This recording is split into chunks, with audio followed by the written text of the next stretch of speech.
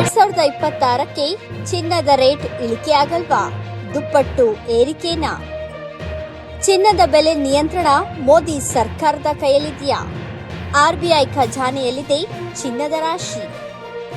ಒಂದೇ ವರ್ಷದಲ್ಲಿ 57 ton gold ಹೆಚ್ಚಳ. ಭಾರತೀಯರ ಬಳಿ ಇದೆ 35,000 ಟನ್ ಚಿನ್ನ.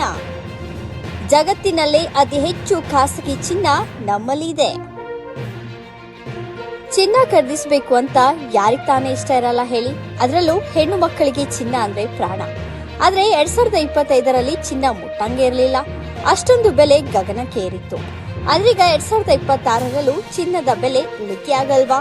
2026ರಲ್ಲಿ ಚಿನ್ನ ಹಾಗೂ ಬೆಳ್ಳಿಯ ಬೆಲೆ ಮತ್ತಷ್ಟು ದುಬಾರಿಯಾಗುತ್ತಾ? ಸ್ಟಾಕ್ ಮಾರ್ಕೆಟ್ನಲ್ಲಿ ಏರಿಳಿತ ಆಗ್ತಿದ್ದಂತೆ ಜನರ ಕಣ್ಣು ಚಿನ್ನದ ಮೇಲೆ ಹೋಗುತ್ತೆ. ಚಿನ್ನದ ಬೆಲೆ ಏರಿಕೆ ಬಗ್ಗೆ ಸಂಸತ್ನಲ್ಲೂ ಕೂಡ ಚರ್ಚೆಯಾಗಿದೆ.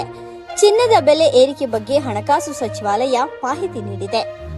ಜಾಗತಿಕ ಬೆಳವಣಿಗೆ ಬಗ್ಗೆ ಇರುವ ಅನಿಚ್ಛೆಯೇ ಈ ಬೆಳವಣಿಗೆಗೆ ಮುಖ್ಯ ಕಾರಣವಾಗಿದೆ. ಜಗತ್ತಿನಲ್ಲಿ ಯುದ್ಧ ಭೀತಿ ಅಥವಾ ಅಸ್ಥಿರತೆ ಉಂಟಾದಾಗ ಹೂಡಿಕೆದಾರರು ಮತ್ತು ದೇಶೀಯ ಕೇಂದ್ರೀಯ ಬ್ಯಾಂಕ್ಗಳು ಸುರಕ್ಷಿತ ಆಸ್ತಿಯಾಗಿ ಚಿನ್ನವನ್ನು ಖರೀದಿಸಲು ಮುಂದಾಗಿವೆ. ಈ ಸೇಫ್ ಹೆವೆನ್ ಬೇಡಿಕೆಯಿಂದ ಜಗತ್ತಿನಾದ್ಯಂತ ಪ್ರಮುಖ ಸಂಸ್ಥೆಗಳು ಮತ್ತು ಸೆಂಟ್ರಲ್ ಬ್ಯಾಂಕ್ಗಳು ಭಾರಿ ಪ್ರಮಾಣದಲ್ಲಿ ಚಿನ್ನ ಖರೀದಿಸುತ್ತೆ. ಇದೇ ಕಾರಣಕ್ಕೆ ಬೆಲೆ ಗಗನಕ್ಕೆ ಏರುತ್ತಿದೆ ಅಂತ ಹಣಕಾಸು ಸಚಿವಾಲಯ ಮಾಹಿತಿ ನೀಡಿದೆ.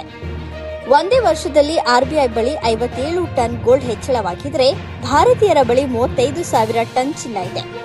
ಚಿನ್ನ ಕೊಳ್ಳುವವರಿಗೆ ಕಷ್ಟವಾಗಿದ್ರೆ ಚಿನ್ನದ ಮೇಲೆ ಹೂಡಿಕೆ ಮಾಡುವವರಿಗೆ ಇದು ಸುವರ್ಣ ಕಾಲ ಅಂತಾನೆ ಹೇಳಬಹುದು.